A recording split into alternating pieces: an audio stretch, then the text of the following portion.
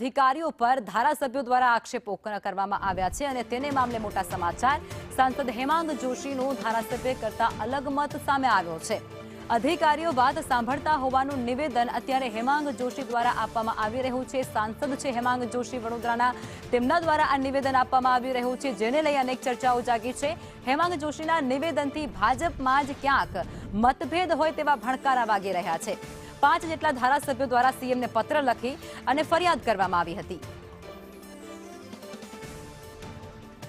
વડોદરા જિલ્લાના 5 ધારાસભ્યોએ સીએમને રજૂઆત કરી છે। અધિકારીઓ સાંભળતા નથી। કલેક્ટરનો પણ ઉલ્લેખ છે। કલેક્ટર ઓફિસમાં જ સાંસદ ડોક્ટર હેમાંગ જોશીની ઓફિસ પણ આવેલી છે। હવે સંગઠનમાં પણ ડોક્ટર હેમાંગ જોશીનું મહત્વનું પદ છે। યુવા ભાજપના પ્રદેશ પ્રમુખ છે। ડોક્ટર સાહેબ, તમારી તો ઓફિસ કલેક્ટર કચેરીના પ્રાંગણમાં છે, સંકુલમાં છે। તમારા અનુભવ શું છે?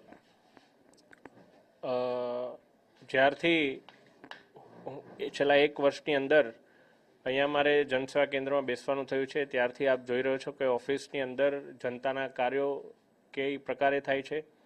સરકારી જે આધાર કાર્ડ હોય કે જે આયુષ્માન કાર્ડ હોય કે કોઈ પણ કાર્ય હોય એની અંદર ખૂબ સારી રીતે લોકોને સેવા પણ મળી રહી છે। અને હું માનું છું કે આ સેવા માત્ર મારા એકના સહયોગથી ના થતી હોય। અમારા તમામ ચૂંટાયેલા પ્રતિનિધિશ્રીઓ અને અમારા અધિકારીશ્રીઓ એમના સમન્વય અને એમના સારા સંકલનને કારણે જ આ આખી સેવાનું કાર્ય થઈ રહ્યું હોય છે। એટલે હજુ સુધી તો અવિરત સેવા ચાલી રહી છે અને આપ સૌના માધ્યમથી પણ મીડિયા દ્વારા પણ આનો ખૂબ સારો પ્રચાર થતો હોય છે। આ ધારાસભ્યો રજૂઆત કરી છે, તે મામલે તમારું શું કહેવું છે? તમે યુવા ભાજપનો પણ પ્રમુખ છો, તમને કોઈ રજૂઆત અત્યાર સુધી આવી હોય?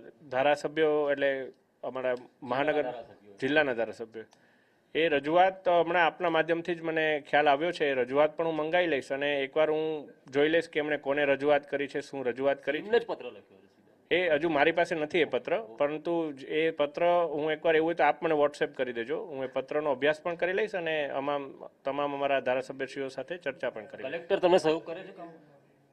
તમામ લોકો એકબીજાને સહયોગ કરે છે। આ હતા વડોદરાના સાંસદ। તેમનું કહેવું છે કે તેમની તો ઓફિસ જ કલેક્ટર કચેરીમાં છે ને વિવિધ યોજનાઓ માટે તેઓ કામગીરી કરતા હોય છે। અરજદારો પણ અહીંયા આવતા હોય છે અને સહયોગ મળતો આવ્યો છે। જો કે જે ફરિયાદ થઈ છે તે મામલે પણ તેઓ તપાસ કરવાના છે। કેમેરા પર્સન નિકેશ વડન સાથે કુણાલ શર્મા, સંદેશ ન્યૂઝ, વડોદરા।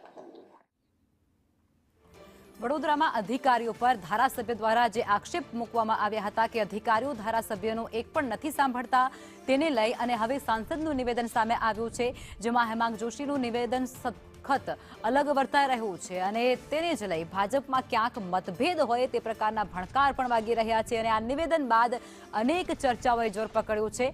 હેમાંગ જોશી જેમના દ્વારા કહેવાઈ રહ્યું છે કે મને આ બાબતે કોઈ જાણ નથી, મારી પાસે એ પત્ર પણ નથી આવ્યો, જેમાં 5 જેટલા ધારાસભ્યો દ્વારા સીએમને લખવામાં આવ્યો હતો। એ પત્રને મને કોઈ જાણકારી જ નથી તેવું તેમના દ્વારા કહેવામાં આવ્યું છે। જોકે તેમના દ્વારા એવું પણ કહેવાયું છે કે કલેક્ટર સહિતના જે લોકો છે, જે અધિકારીઓ છે, તે કામનું જે સંકલન છે તે સાધી અને કામ કરી રહ્યા છે, કોઈને પણ તકલીફ ન પડે તેવી રીતે સંકલન સાથે કામગીરી થઈ રહી છે। પરંતુ ધારાસભ્યો દ્વારા જે સૂર ઉઠાવવામાં આવ્યો છે તે સખત અને સદંતર અલગ છે, જેમાં હેમાંગ જોશીનું નિવેદન બિલકુલ બંધ નથી બેસતું।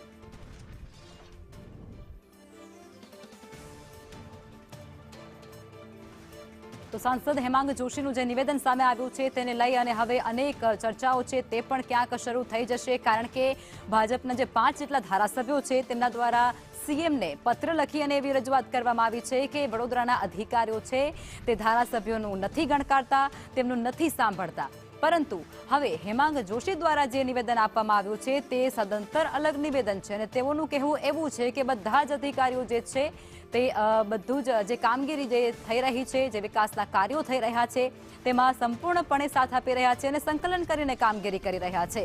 પરંતુ હવે ભાજપના જ આ નેતાઓના અલગ અલગ નિવેદન સામે આવતાની સાથે જ ભાજપમાં પણ ક્યાંક હવે ડખો ચાલતો હોય તેવા પણ અનુમાન લગાવાઈ રહ્યા છે।